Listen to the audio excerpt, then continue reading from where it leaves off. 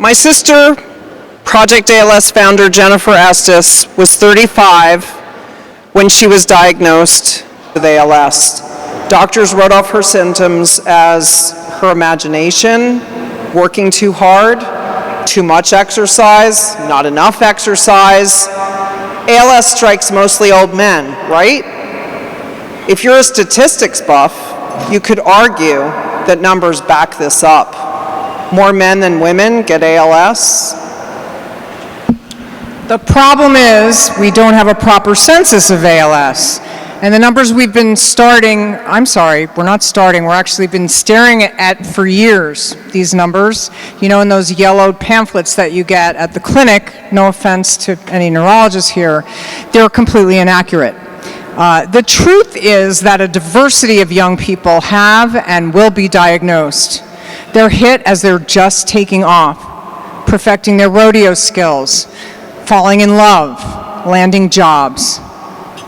When we think about ALS research, we must remember we are fighting for our children and theirs. No one is immune.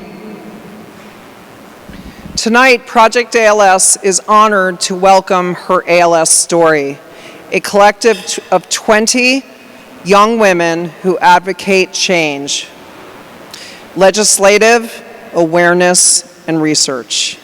Meet three of the greats now. They're right here. They're so beautiful. Alex Cavalier, Leah Stavenhagen, and Michelle Stellato.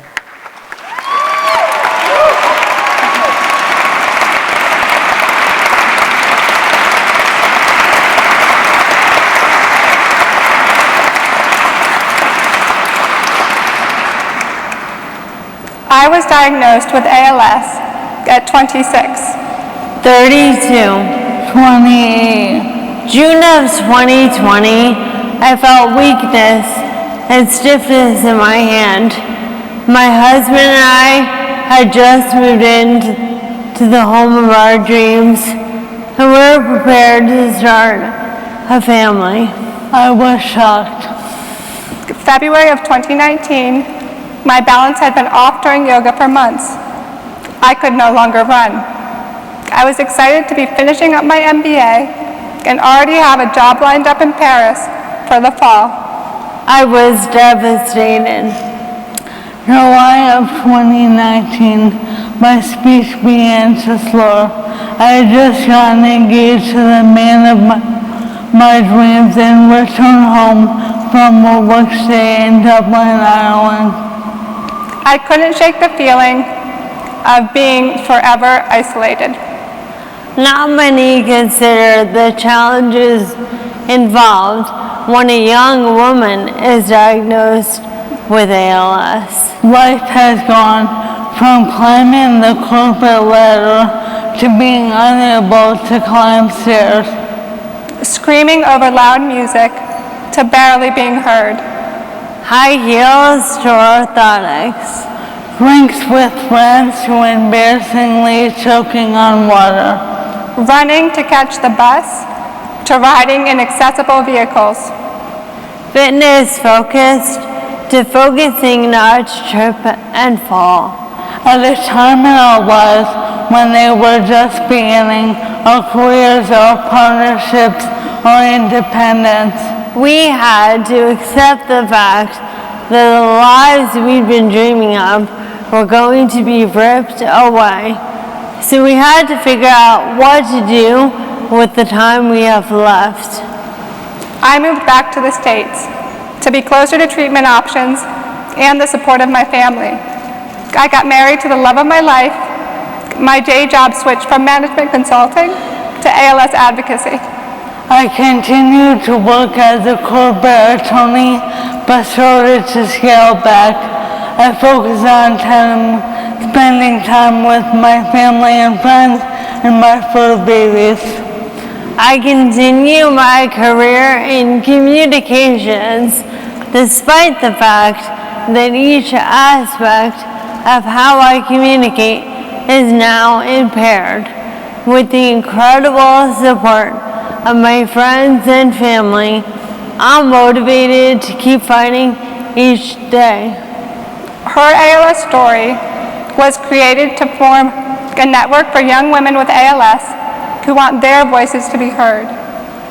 We're sharing our stories to change the outcome of this wretched disease.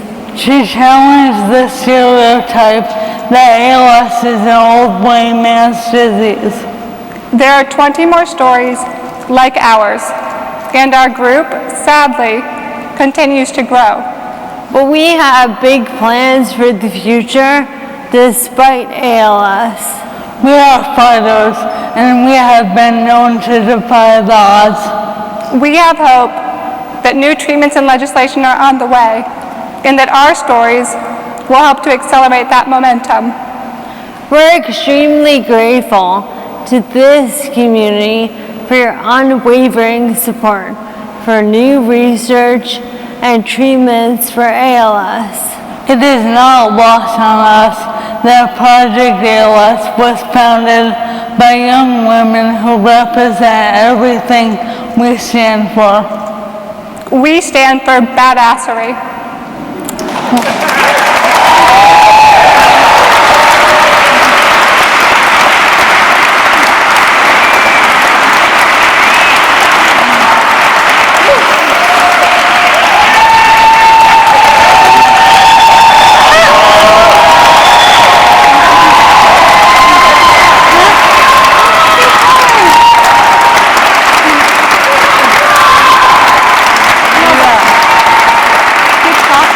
We stand for progress.